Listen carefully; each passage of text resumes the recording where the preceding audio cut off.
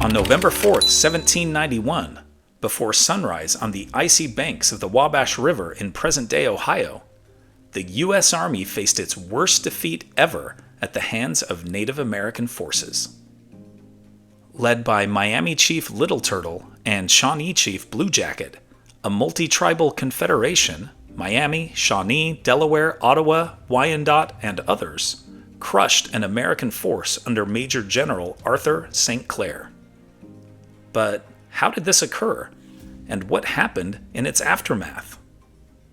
St. Clair, a Revolutionary War veteran and governor of the Northwest Territory, had been ordered by President George Washington to secure the frontier after years of native resistance to U.S. expansion. But from the start, St. Clair's expedition was plagued by freezing weather, poor supplies, desertions, and corruption. Ignoring Washington's warning to beware of surprise, St. Clair camped his army of 1,400 men without proper defenses.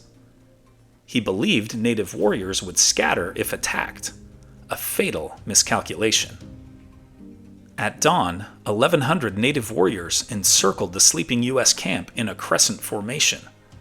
State militiamen panicked and fled through the river, collapsing into the ranks of regular U.S. troops. Within 3 hours, more than 600 American soldiers and dozens of camp followers lay dead. Native casualties were fewer than 100. It was a complete rout. St. Clair's defeat, as it came to be known, shocked the young republic and spurred Congress's first investigation of a government failure.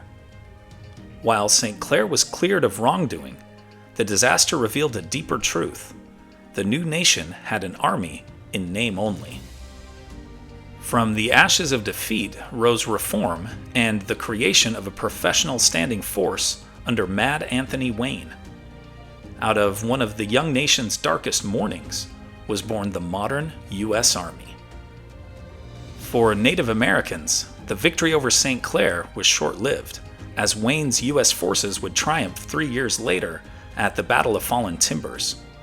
In its wake, the tribes were forced to sign the Treaty of Greenville, giving up vast territory that included much of the present-day state of Ohio.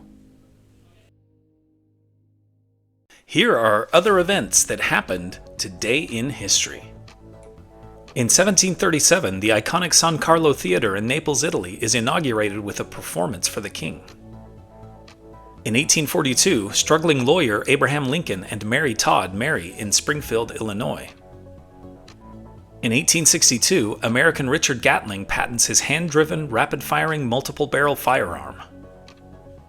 In 1922, British archaeologist Howard Carter finds the entrance to King Tut's tomb in Egypt.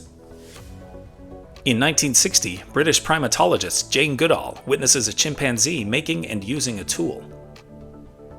In 1979, followers of the Ayatollah stormed the U.S. Embassy in Tehran, Iran, taking 90 hostages. In 2008, 47-year-old U.S. Senator Barack Obama is elected as the nation's first black president.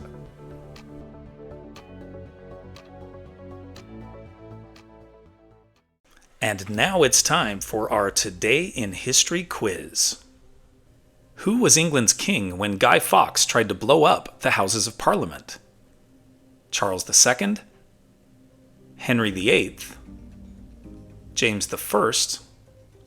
Or Edward VI? Liked learning about the Battle of the Wabash?